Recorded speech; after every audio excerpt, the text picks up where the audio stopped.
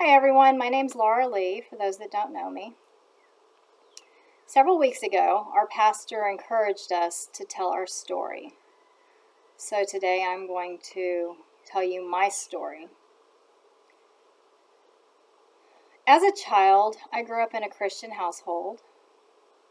We traveled and moved a little bit. My dad was military, so we attended church wherever we lived. And we had a very normal family. I accepted Christ somewhere between 8 and 10 years old. One day sitting in church, it happened. Although I did not do anything with that, I guess I really didn't quite understand. Went on through elementary, junior high. We moved to the States when I was a freshman in high school, probably October-ish of my freshman year. I had a really hard time making friends. It was difficult, and everybody had been there for a long time, so I was the new kid, and I was kind of geeky, and I was really shy, so it was just difficult. Got through my freshman, sophomore year, was in band, so I had a few friends in there. By my junior year, I found a friend. I found a friend that never let me down. My friend's name was Alcohol. And so once I found that friend, things got a little bit better for me.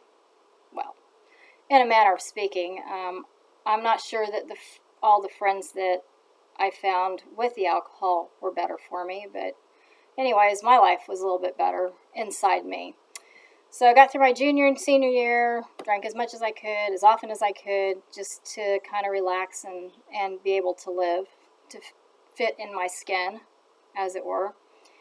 Graduated high school, moved on to college. I was at UT for almost 3 semesters, I guess, and they very politely asked me not to come back because I would rather drink than go to class, and so that just didn't work out real well.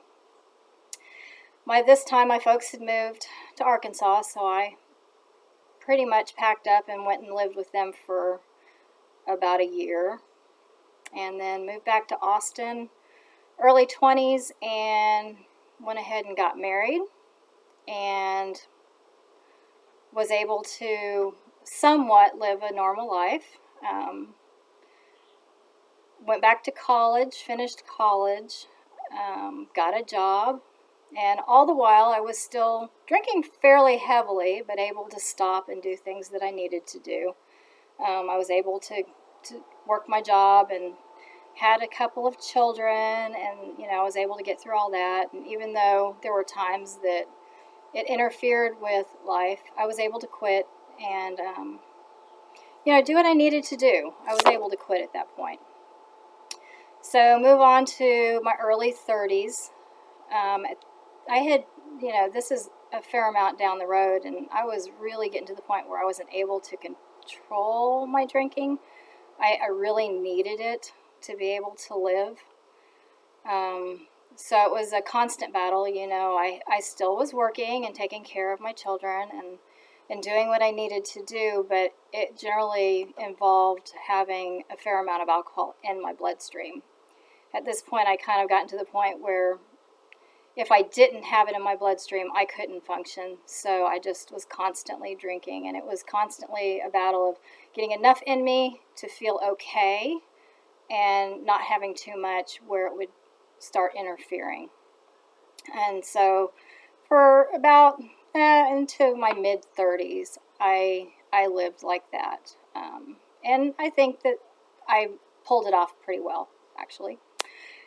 Not that I'm proud of that. I was attending church during all of this time. I was in choir. I was taking care, unfortunately,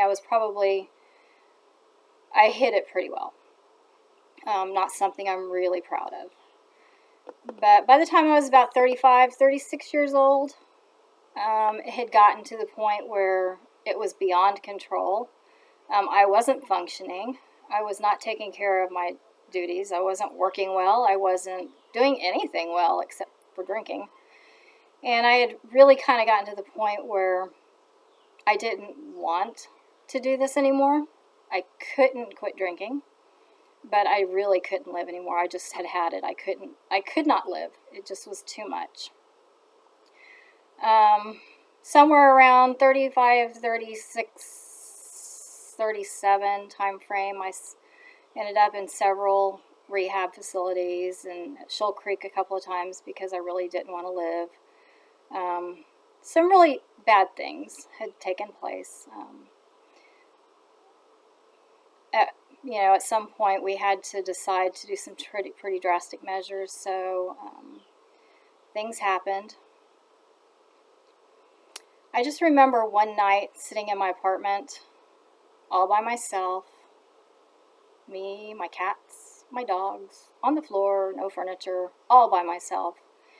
And although I had said this many times to God, I was just sitting on the floor saying, when is this going to end? I can't do this any longer. When is this going to be over? I mean, I was so ready to just go at that point. I didn't have enough alcohol that night to take care of it, and obviously I didn't have the drugs to do it.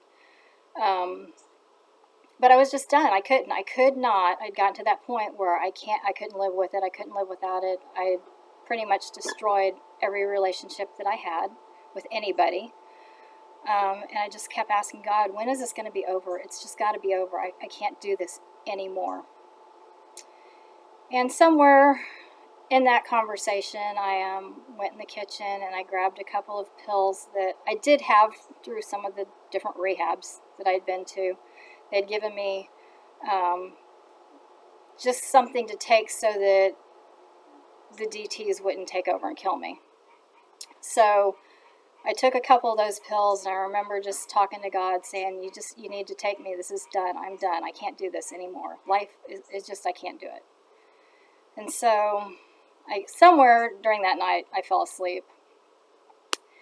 And I woke up the next morning, I think kind of shocked that I woke up. Probably not real happy that I woke up.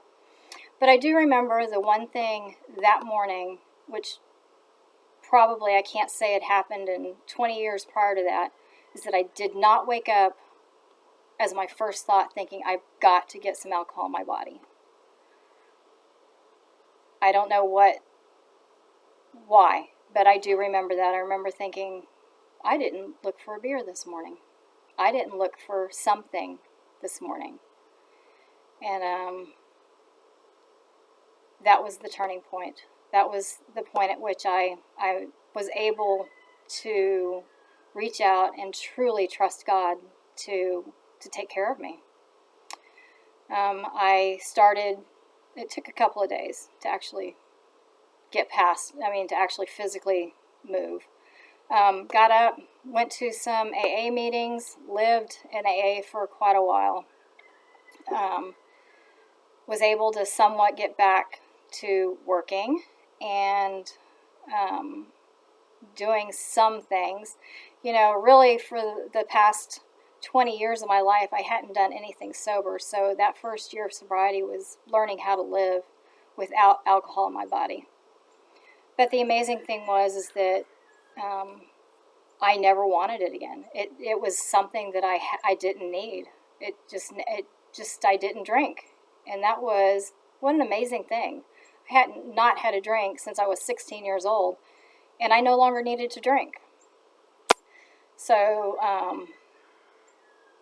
went to AA a lot, stayed sober, and that's the grace of God right there, because I really wanted to die, and instead He kept me alive and gave me life unbelievable. And year or so later, I met this beautiful man, and my life with him has been amazing. And it's been 14 years, and I have not even so much as asked for, thought about, wanted a drink. So that is my story of Jesus in my life. I think I'm going to end this video now, but I'm going to end it with a Bible verse. Ephesians 2:4-5. But God, being rich in mercy, because of the great love with which he loved us, even when we were dead in our trespasses, made us alive together with Christ. By grace you have been saved. And that's my story.